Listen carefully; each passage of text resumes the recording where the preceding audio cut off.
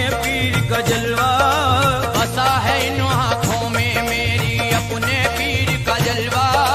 میرے پیر کے جیسا کوئی اور نہیں ہے دوجا میرے پیر کے جیسا کوئی اور نہیں ہے ایک خوبصورت کرنے والے مجھے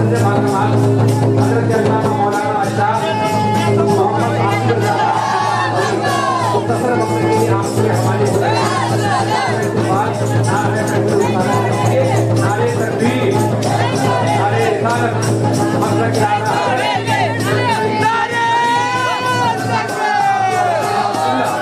نعرے تکبیر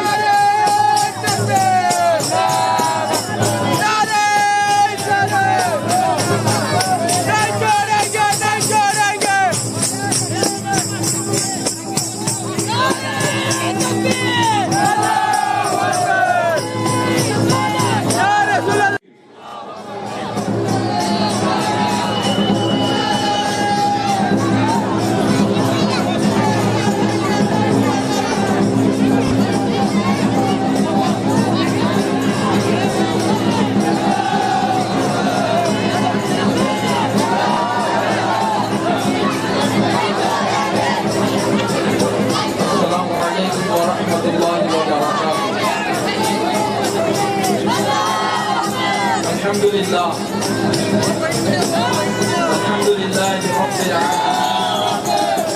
والصلاة والسلام على من كان نبيا وآدم بين الماء والطين وعلى سائر الأنبياء والمرسلين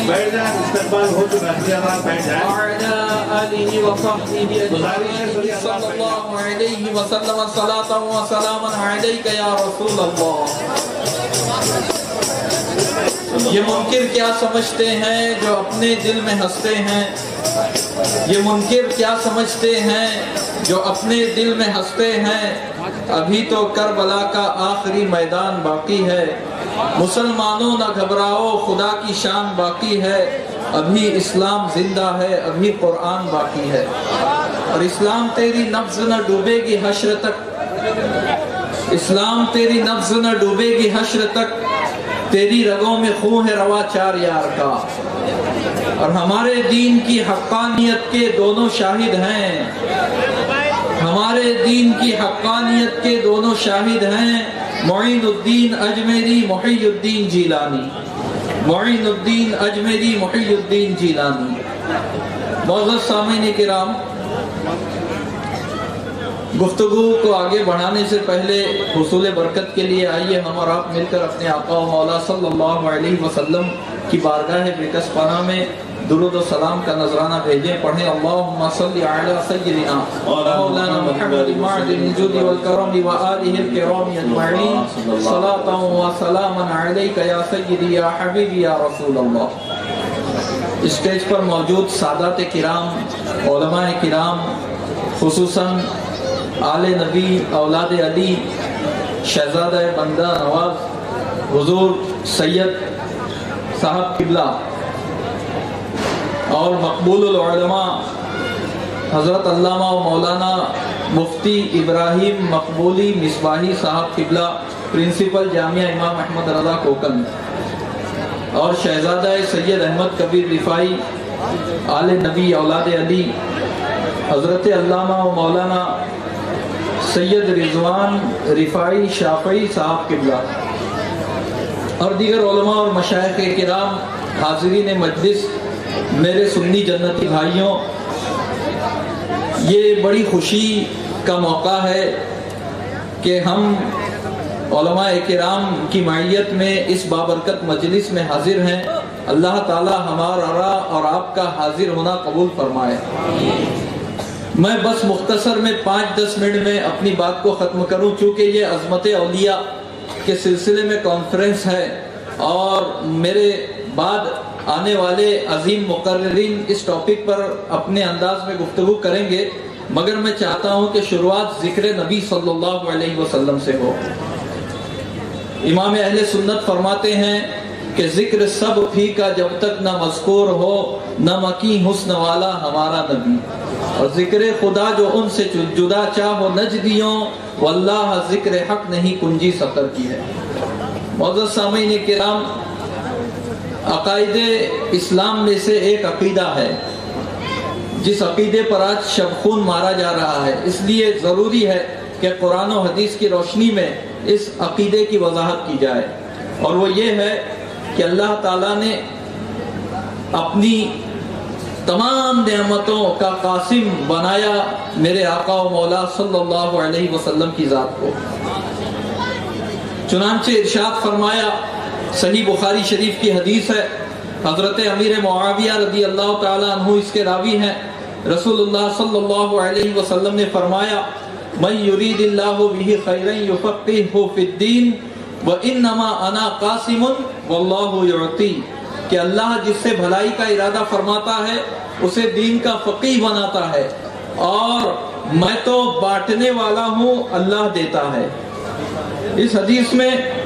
حضور صلی اللہ علیہ وسلم نے کسی نعمت اور کسی چیز کی تخصیص نہیں فرمائی کہ میں فلاں چیز کو بانٹتا ہوں، فلاں چیز کو نہیں بانٹتا، بلکہ مطلقاً فرمایا انما انا قاسم واللہ یعطی۔ معلوم یہ ہوا کہ جو چیز بانٹی جا رہی ہے وہ عام اور مطلق ہے، اور مطلق اپنے اطلاق پہ جاری ہوتا ہے، اور بغیر دلیل کے عام کو خاص نہیں کیا جا سکتا۔ لہذا حضور علیہ الصلوۃ والسلام پروردگار عالم کی تمام نعمتوں کے قاسم ہے، جس کو جو ملا ان کے در سے ملا۔ اور دنیاوی قاسم، دنیاوی بانٹنے والوں کا معاملہ تو یہ ہوتا ہے کہ مخصوص چیزیں ہی بانٹنے کا انہیں اختیار ہوتا ہے، اور یہ ان پر پابندی لگا دی جاتی ہے کہ یہی چیز بانٹنا، ان کے علاوہ نہ بانٹنا، فلاں کو اتنا دینا، فلاں کو اتنا مت دینا، پابندی ہوتی ہے۔ لیکن یہ قاسم دنیاوی قاسموں کی طرح نہیں ہے، بلکہ پروردگار عالم نے انہیں یہ اختیار بھی دیا کہ اے محبوب، تم میرے چونکہ محبوب ہو، اس لیے میری ساری نعمتوں کا میں تمہیں اختیار دیتا ہوں، اپنی مرضی سے جس کو چاہو جتنا چاہو عطا کرو۔ یہ کوئی محبت اور عقیدت میں مغلوب ہو کر کیا گیا دعویٰ نہیں، بلکہ قرآن و حدیث کے دلائل سے مبرہن ہے۔ جو لوگ یہ الزام لگاتے ہیں کہ ہم رسول اللہ صلی اللہ علیہ وسلم کو اللہ کا شریک کہتے ہیں، بڑے ہی کم عقل ہیں وہ لوگ۔ ہم شریک نہیں کہتے، اور شریک کہنے میں حضور علیہ الصلوۃ والسلام کی شان نہیں ہے، بلکہ محبوب کہنے میں شان ہے، اس لیے کہ جو پارٹنر ہوتا ہے وہ ساری نعمتوں کا اختیار اسے نہیں ہوتا، بلکہ پارٹنر اور شریک میں یہ ہوتا ہے کہ اتنا میرا اتنا تمہارا۔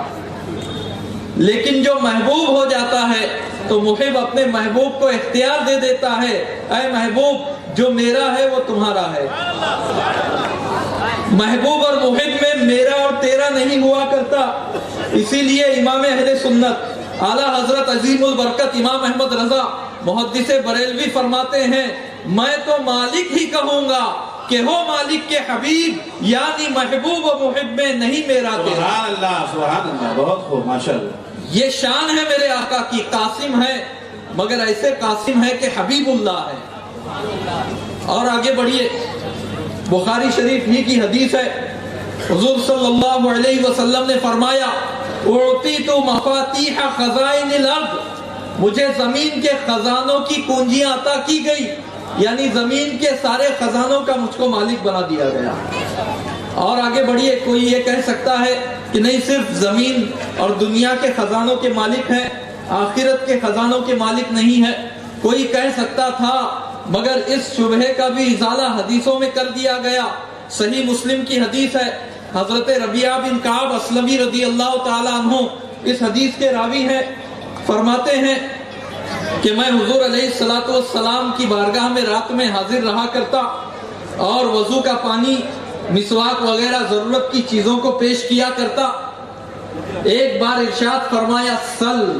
مانگ، اے ربیعہ مانگ۔ اس کی تشریح میں علماء فرماتے ہیں، مرقات میں ملا علی قاری اور اشیعۃ اللمعات میں شیخ محقق جو فرماتے ہیں، اس کا مفہوم یہ ہے